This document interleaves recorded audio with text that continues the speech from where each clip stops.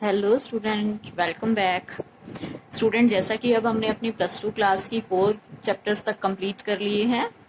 Matrices determinant तक हमारा complete हो चुका है। अब हम आज से अपनी नई यूनिट स्टार्ट कर रहे हैं, जो कि है continuity and differentiability.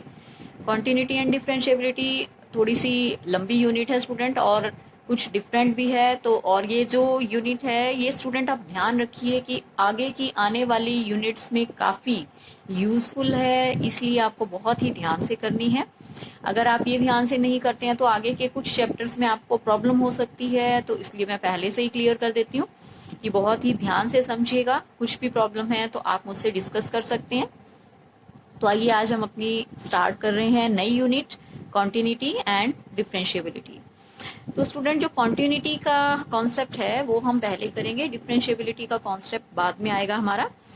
Continuity student, जो आप +1 में चैप्टर कर चुके हैं, लिमिट एंड डेरिवेटिव्स, तो उसी से ही रिलेटेड है, ये उसी का ही आगे का पार्ट है।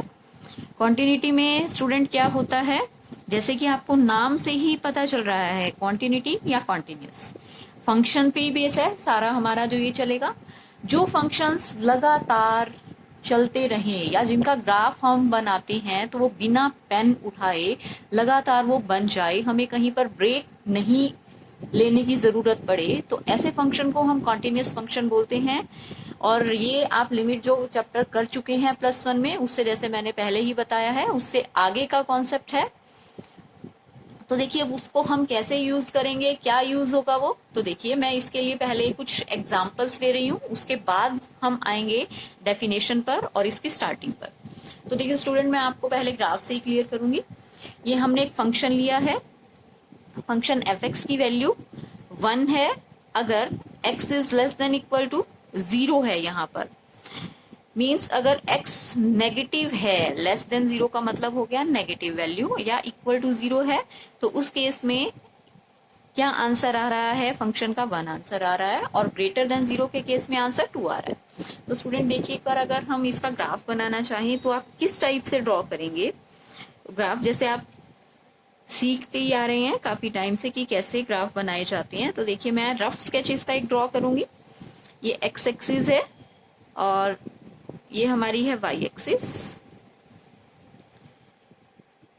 ओरिजिन पॉइंट है। तो देखिए स्टूडेंट, अब आपको ये दे रखा है, आपको ये मालूम है यहाँ पर इस साइड पे, राइट साइड पे सारा ही x होता है पॉजिटिव और इस साइड पे नेगेटिव। ऐसे ही y अपर अगर हम जा रहे हैं, ऊपर की तरफ जा रहे हैं तो पॉजिटिव, नीचे की तरफ आ रहे हैं तो नेगेटिव। तो देखिए स्टूडेंट, अब x लेस देन 0 मीन्स अगर नेगेटिव है तो फंक्शन की वैल्यू किसके इक्वल आ रही है, फंक्शन की वैल्यू आ रही है 1 के इक्वल। नेगेटिव नेगेटिव यानी कितने भी आप पॉइंट्स ले लीजिए, यहाँ पर -1 -2 -3 सभी के लिए जो x की वैल्यू आएगी वो क्या आ रही है, 1 के इक्वल आ रही है। यहाँ पर f(x) है 1, फंक्शन की वैल्यू 1 के इक्वल आ रही है। अगर हम क्या ले लेते हैं, x किसको अप्रोच कर रहा है, 0 की तरफ जा रहा है, ठीक है, स्टैंड कर रहा है, जैसे आपने लिमिट ली है ये लेस देन 0 के लिए।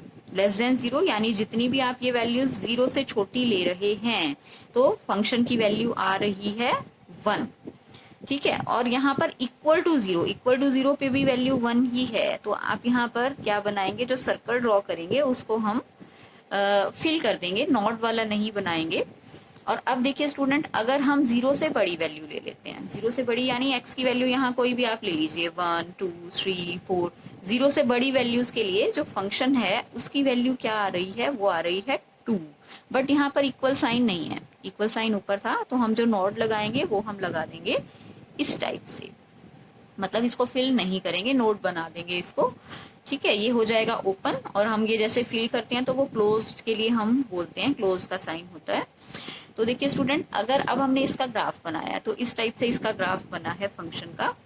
तो ये जो ग्राफ है, देखिए स्टूडेंट, कहीं आपको लग रहा है कि कॉन्टिन्यूस है ही नहीं, इसमें कॉन्टिन्यूटी कहीं भी नहीं है, लगातार कहीं भी नहीं चल रहा। आपने ये ग्राफ अलग से बनाया, ये अलग से बनाया, मतलब पेन उठाने की जरूरत पड़ गई है।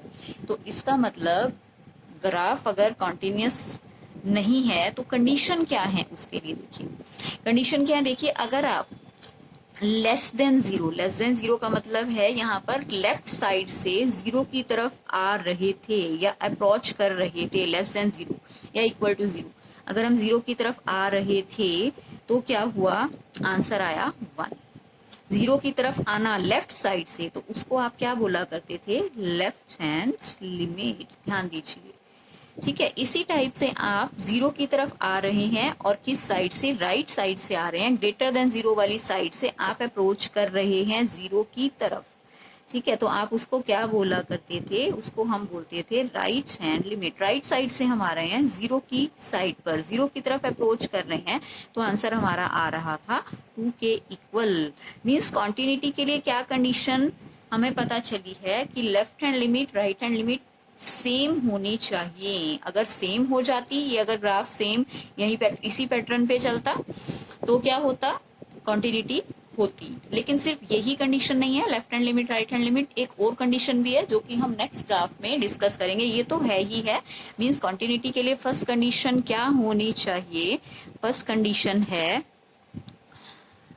कंडीशन है कि लेफ्ट हैंड लिमिट या एंड राइट हैंड लिमिट होनी चाहिए इक्वल।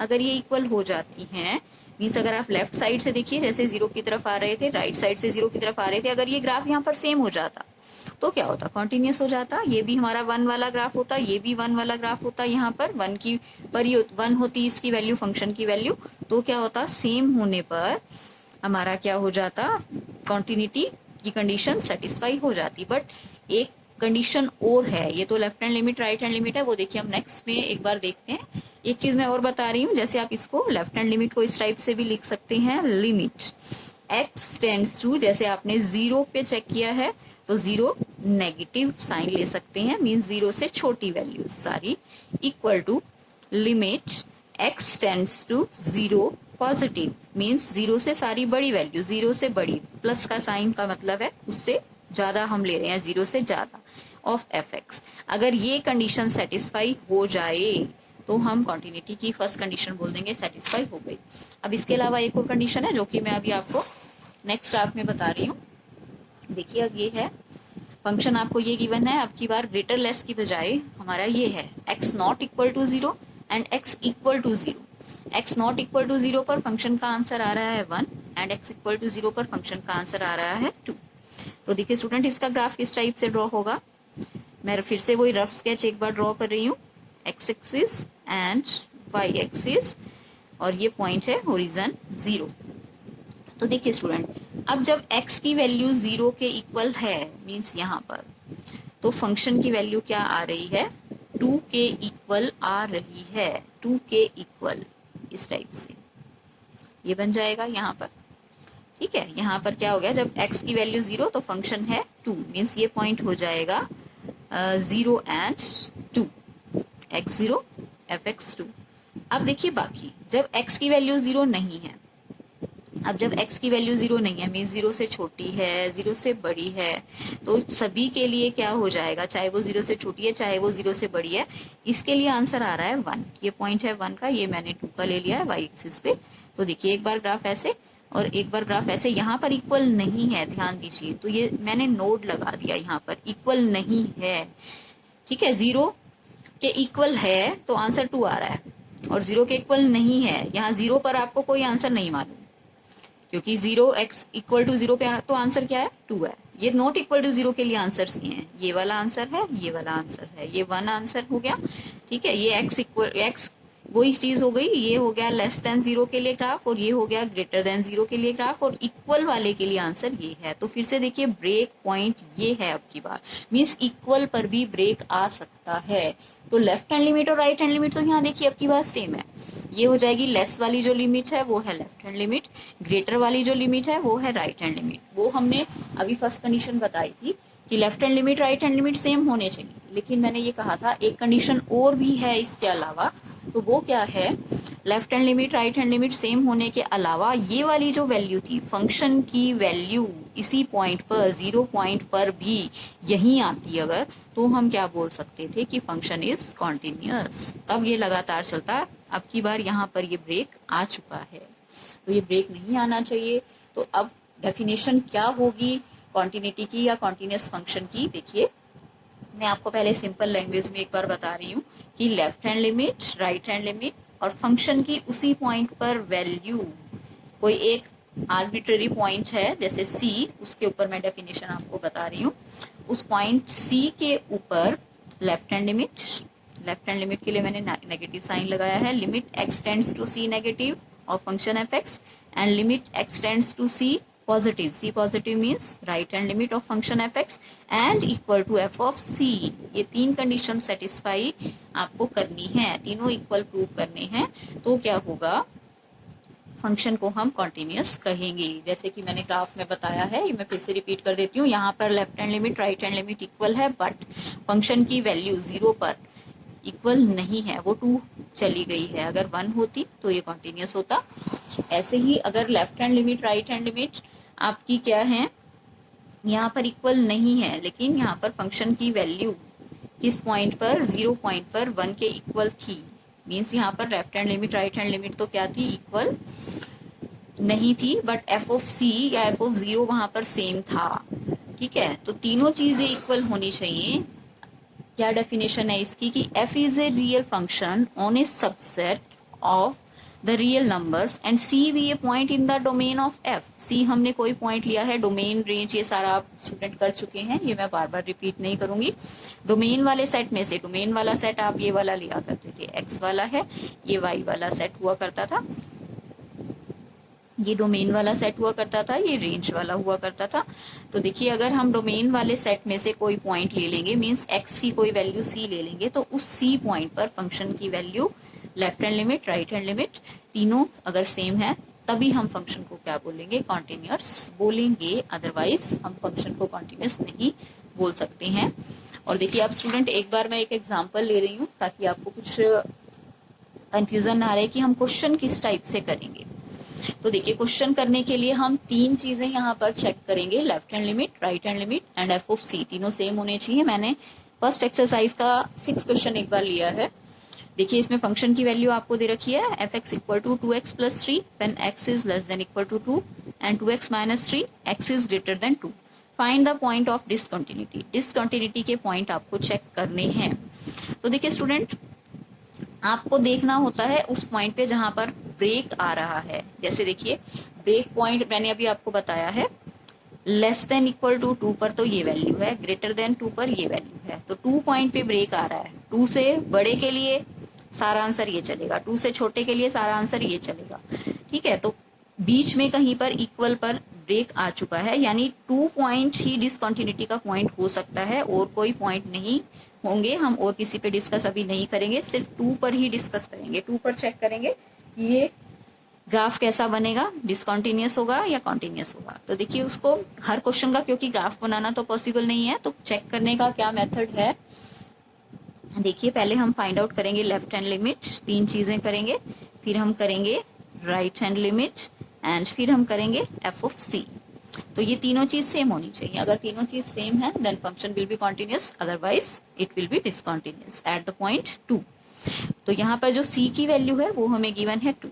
तो देखिए स्टूडेंट, लेफ्ट हैंड लिमिट के लिए हम करेंगे लिमिट, यहाँ पर x tends to 2 negative f x, ये फाइंड आउट करना है। नेगेटिव का मतलब लेफ्ट हैंड लिमिट 2 से छोटी वैल्यूज आपको चेक करनी है, और यहाँ पर लेंगे 2 positive means right hand limit find out करेंगे, और यहाँ पर simple f of c means f of 2 find out करेंगे। तो ये अब आपको फाइंड आउट कैसे करने हैं। अब आप क्या करेंगे, देखिए यहाँ पर क्या तरीका होता है इनको सॉल्व करने के लिए। x इक्वल टू, क्योंकि हम ओरिजिन की तरफ से ही चेक करते हैं, तो यहाँ पर आप पुट करेंगे 0 माइनस 2 एंड x टेंड कर रहा है किसकी तरफ, 2 की तरफ, एंड जो h होगा फिर हम लिखते हैं एज, यहाँ पर ये लिखा जाता है, ये आप लिमिट का कॉन्सेप्ट कर चुके हैं, x tends to 2 and h tends to 0। तो h में कन्वर्ट कर देंगे अब इस क्वेश्चन को, तो ये बन जाएगा लिमिट h टेंड्स टू 0, और फंक्शन हमें लेस वाला लेना है, मीन्स ये वाला। यहाँ पर हम x की जगह पर पुट कर रहे हैं 0 minus 2 and plus 3 as it is. ठीक है, सॉरी यहाँ पर होगा x की वैल्यू हो जाएगी 2 से कम लेनी है, सॉरी मैं 0 पे चेक कर रही थी, 2 माइनस एच, 2 से कम लेनी है, और यहाँ पर लेंगे x equal to 0 2 plus h as x tends to 2 and h tends to 0। तो इस टाइप से आप पुट करेंगे 2 प्लस एच। तो देखिए जब आप यहाँ पर 0 पुट करेंगे तो आंसर आ जाएगा 4 इंटू 2 इंटू 2 4 और प्लस 3 7, और यहाँ पर हो जाएगा लिमिट h टेंड्स टू 0। अब की बार ये लिखा जाएगा। और अब ग्रेटर वाला फंक्शन लेंगे हम। ग्रेटर वाला फंक्शन है 2 और इनटू x की जगह हम पुट करेंगे 2 प्लस एच, 2 से बड़ी वैल्यूज दे रहे हैं, एंड -3, ये एज इट इज है। h की वैल्यू 0 को टेंड कर रही है, 0 की तरफ जा रही है, देन ये हो जाएगा 4 - 3 मीन्स 1। और अब f ऑफ 2 फाइंड आउट करने के लिए आप इक्वल वाला फंक्शन लेंगे ये, और यहाँ पर आप x की वैल्यू पुट कर देंगे 2 मीन्स 2 इंटू 2 प्लस 3, तो ये हो गया 7। ये तीनों अगर सेम हैं तो आप फंक्शन बोलेंगे कॉन्टिन्यूस है, अदरवाइज नहीं है। तो देखिए स्टूडेंट, यहाँ पर जो वैल्यू है वो आ रही है first left hand limit 7, right hand limit 1 and f of c 7। तो ये वैल्यू जो बीच वाली वैल्यू है राइट हैंड लिमिट, ये सेम नहीं है, then function is discontinuous at x equal to 2। तो x इक्वल टू 2 वाले पॉइंट पर ये फंक्शन हो जाएगा डिसकंटिन्यूअस। तो देखिए मैं रिपीट करती हूँ, लेफ्ट हैंड लिमिट के लिए आपको जो भी पॉइंट गिवन है, जैसे 2 पे आपको डिसकंटिन्यूटी चेक करनी थी यहाँ पर, तो 2 माइनस एच लेंगे, और यहाँ पर राइट हैंड के लिए 2 प्लस एच लेंगे। एज x की वैल्यू किसकी तरफ अप्रोच कर रही है, 2 की तरफ, तो h क्या हो जाएगा यहाँ पर 0। ठीक है, ऐसे ही यहाँ पर x अगर 2 की तरफ अप्रोच कर रहा है तो h क्या हो जाएगा 0। तो यहाँ पर हम दोनों फंक्शंस लेंगे, लेफ्ट हैंड लिमिट के लिए लेस वाला, ग्रेटर के लिए हो जाएगा राइट हैंड लिमिट के लिए ये वाला ग्रेटर वाला, और इक्वल के लिए f ऑफ c के लिए ऊपर वाला इक्वल वाला ले लेंगे हम। तो अगर ये तीनों इक्वल हो जाएंगे then function will be continuous, otherwise not. तो स्टूडेंट ये कॉन्सेप्ट है जो मैंने आपको बताया है कॉन्टिन्यूटी से रिलेटेड। तो कॉन्टिन्यूटी के लिए आप 3 चीजें फाइंड आउट करेंगे और वो तीनों चीज सेम होनी चाहिए, ये आपको अपने माइंड में क्लियर करना है। और अब थोड़ा सा मैं आपको और चीज बता रही हूँ, क्या है वो, अगर 2 फंक्शन है कॉन्टिन्यूस हैं, f and g are continuous function, क्योंकि ये काफी यूज होगा एक्सरसाइज में, देन इसके 4 रिजल्ट्स हैं क्या, कि f plus g will also be continuous। अगर 2 कॉन्टिन्यूस फंक्शन हैं उनको ऐड कर दें तब भी कॉन्टिन्यूस ही रहेगा, अगर उनको माइनस कर दें तो भी रिजल्ट कॉन्टिन्यूस रहेगा, अगर उनको आप मल्टीप्लाई कर दें देन तब भी रिजल्ट कॉन्टिन्यूस रहेगा, और अगर आप उन दोनों फंक्शंस को डिवाइड कर देते हैं तो भी रिजल्ट कॉन्टिन्यूस रहेगा।